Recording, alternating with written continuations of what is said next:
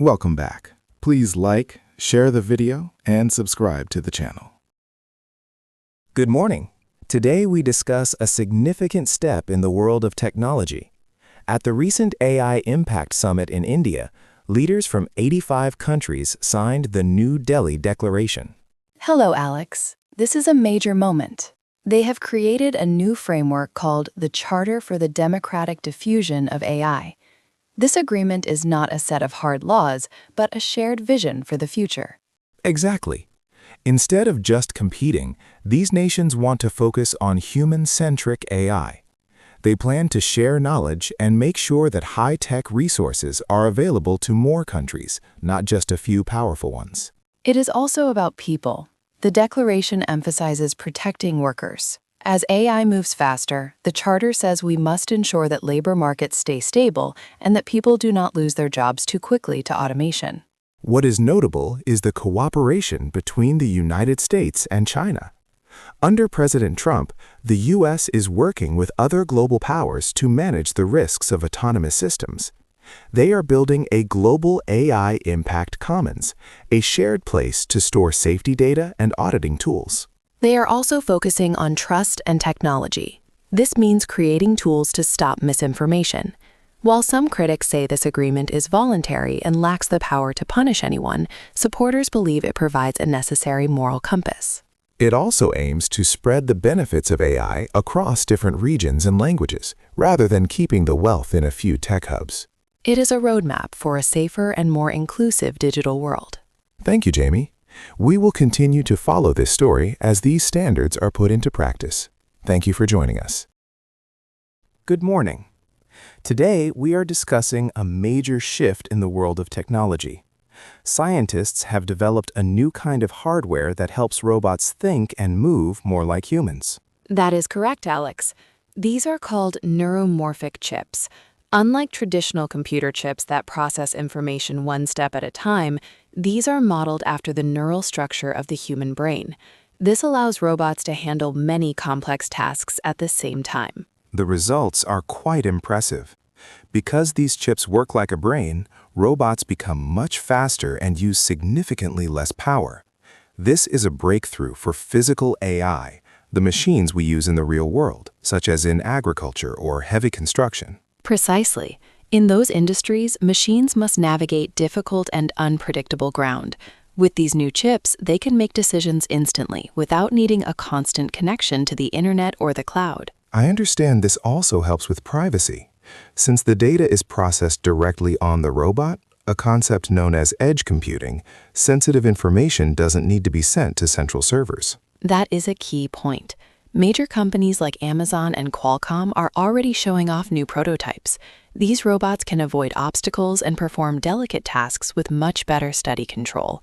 They are trained in virtual simulations first, then they apply that knowledge to the real world with very little help. It seems we are moving away from robots that just follow simple rules. We are entering an era of generative physical AI, where machines can learn and adapt. Exactly. Industry experts believe that 2026 will be the pivotal year when these intelligent machines finally become a common part of our daily lives and our economy. It is a fascinating look at the future of technology. Jamie, thank you for sharing these insights with us. My pleasure, Alex. And thank you all for joining us. We will see you in the next update. Good morning. Today, we are looking at a major milestone in the financial world. The FTSE 100 index has reached a historic record. Hello, Alex. That is correct. The index climbed to 10,745 points, which is the highest level we have ever seen. It shows that investors are feeling very confident right now. It is an impressive number. What exactly is driving this growth? A big part of it comes from strong company earnings. More than 75% of major companies reported profits that were much higher than experts expected. I also noticed a shift in where people are putting their money. It seems they are moving away from technology stocks. Yes, we are seeing a rotation. Instead of focusing only on tech, investors are moving into more stable sectors, such as energy, healthcare, and industrials. This makes the market more balanced and less dependent on just a few big names. That sounds like a healthy sign for the economy. How are the current trade policies affecting this? While President Trump's administration continues to adjust trade policies, the market remains firm. The industrial sector in particular is acting as a leader for economic health. For those watching the charts, are there any specific levels to keep an eye on? Analysts are watching the 10,570 level. As long as the market stays above that point, the positive trend is expected to continue. So, even with some volatility in individual stocks, the overall picture stays calm and steady. Exactly. It is a very composed market. Investors are looking at the long-term fundamentals rather than short-term changes. Thank you, Jamie, for that clear analysis. We will continue to monitor these record-breaking numbers as the week progresses. Good morning. Today, we are looking at a major change in U.S. economic leadership. President Trump has officially nominated Kevin Warsh to be the next chair of the Federal Reserve. Hello, Alex. This is a significant move. If the Senate confirms him, Mr. Warsh will take over in mid-May. He will lead the central bank during a very important time for the American economy. Kevin Warsh is well known in the financial world.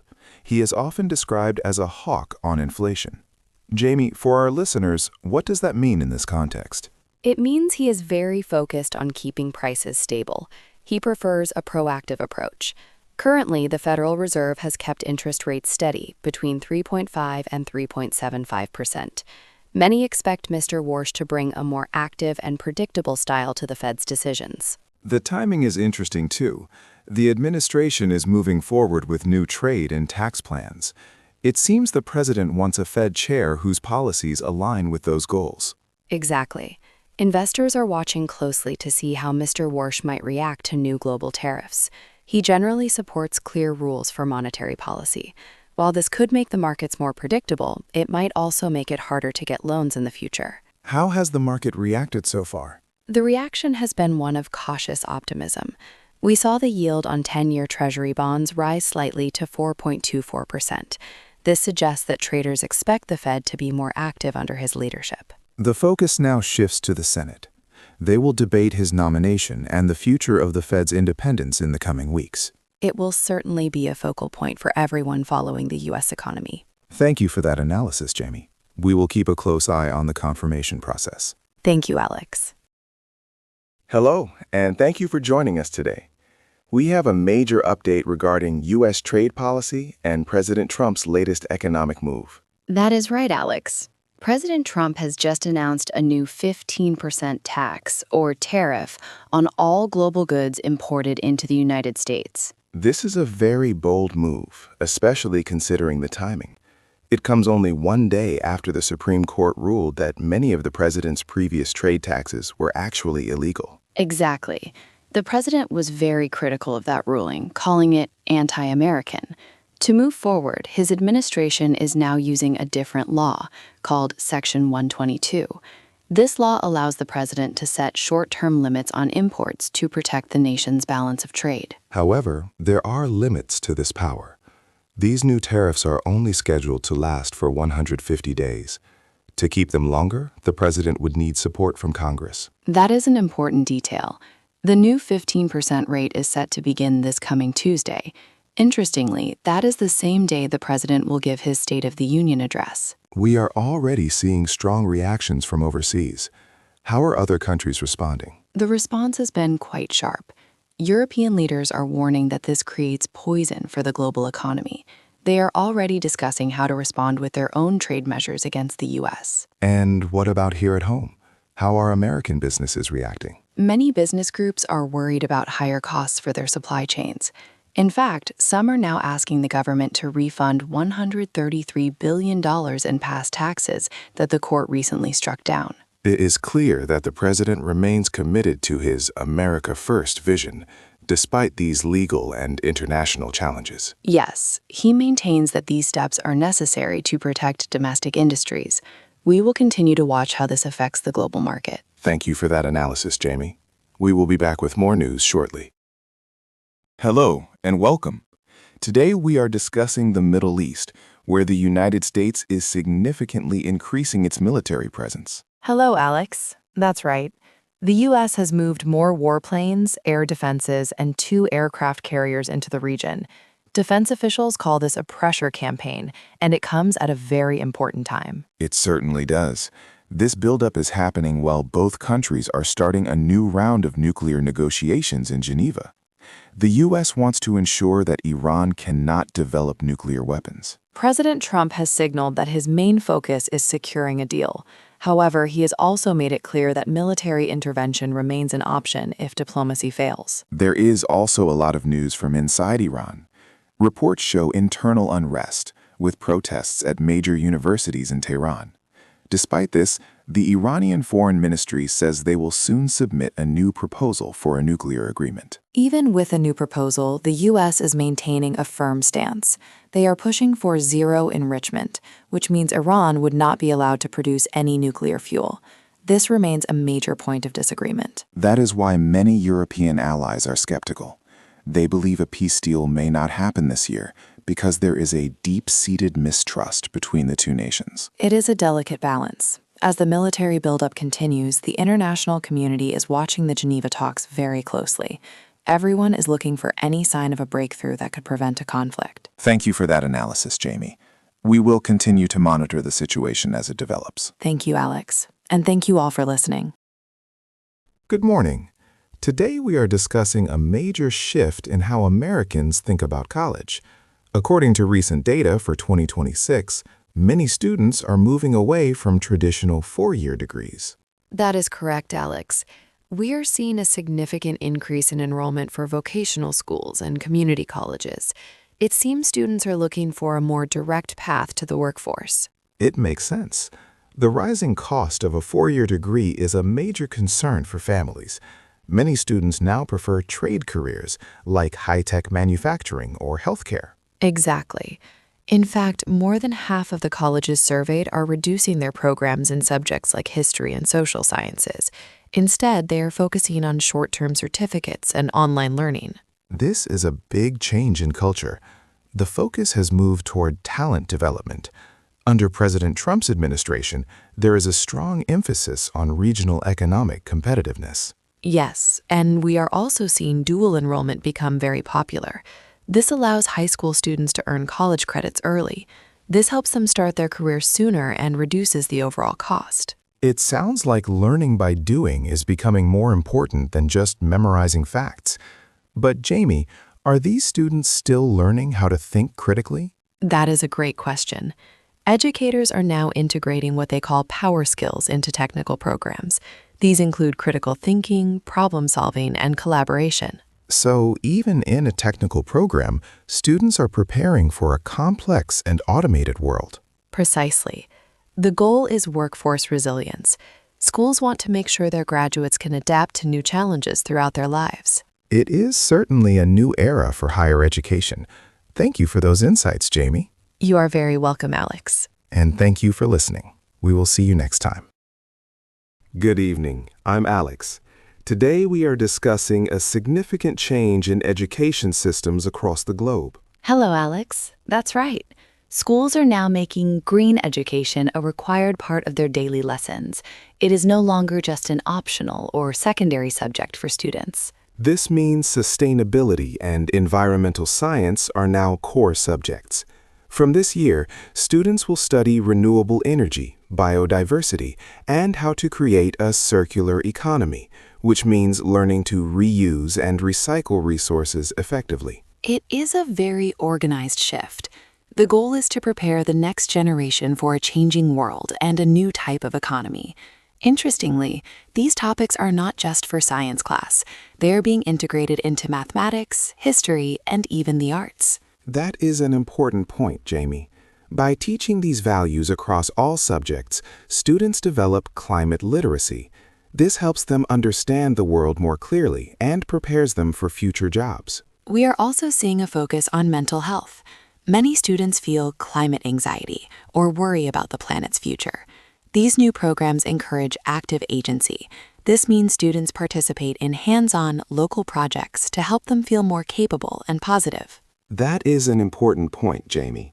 By teaching these values across all subjects, students develop climate literacy. This helps them understand the world more clearly and prepares them for future jobs. We are also seeing a focus on mental health. Many students feel climate anxiety or worry about the planet's future. These new programs encourage active agency. This means students participate in hands-on local projects to help them feel more capable and positive. To support this, there is a large investment in teacher training. Educators are learning how to guide students through these complex global challenges. Under the current administration, the focus remains on ensuring students are ready for the practical demands of the future. Digital technology is also playing a major role. It allows schools in remote areas to access the same high-quality green materials as schools in big cities. This makes the educational shift truly global. It is a clear commitment to a future that is both technological and sustainable. Thank you for joining us for this report. Thank you. Good night. Good morning, I'm Alex. Today, we look toward the stars. NASA's Hubble Space Telescope has made a fascinating discovery in deep space. Hello, everyone. I'm Jamie. That's right, Alex. Astronomers have identified a rare type of galaxy called CDG2. It is being called one of the darkest galaxies ever found. It is located about 187 million light-years away. What makes CDG2 so special is that it is almost invisible. It has very few stars, and it does not shine brightly like our own Milky Way. Exactly. Scientists categorize it as a low-surface brightness galaxy. While most galaxies are full of bright, glowing stars, CDG2 is mostly made of dark matter. It has a smooth, lens-like shape. This is a significant breakthrough.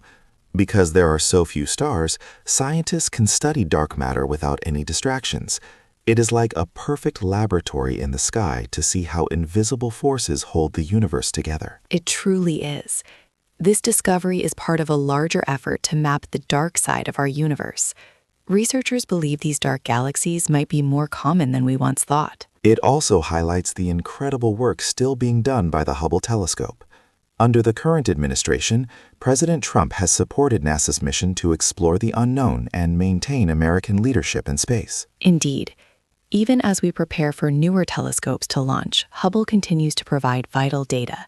By studying the movement of stars within CDG2, we are solving the puzzle of how galaxies are born. It is a quiet, steady reminder of how much we still have to learn. A great day for science. Thank you for joining us for this update. We will see you next time. Hello, everyone. Welcome to our Science Update. Today, we discuss how new research is changing our understanding of human history. Hello, Alex. It is a pleasure to be here. We start with a major study from Europe. For a long time, we believed that ancient hunter-gatherers disappeared quickly when farming began. However, ancient DNA now shows a different story. Exactly. These DNA results show that hunter-gatherers actually survived for thousands of years longer than we once thought.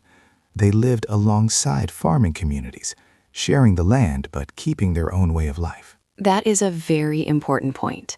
The research suggests this was an overlapping era. It was not a sudden replacement of one group by another. Interestingly, the study highlights that female family lines played a big role in keeping these communities strong and organized. It is amazing what technology can reveal. But the news does not stop with humans. In China, scientists have found new dinosaur fossils. These dinosaurs had strange, hollow spikes, almost like a porcupine. It shows that nature was experimenting with different ways to survive, much like our own early relatives.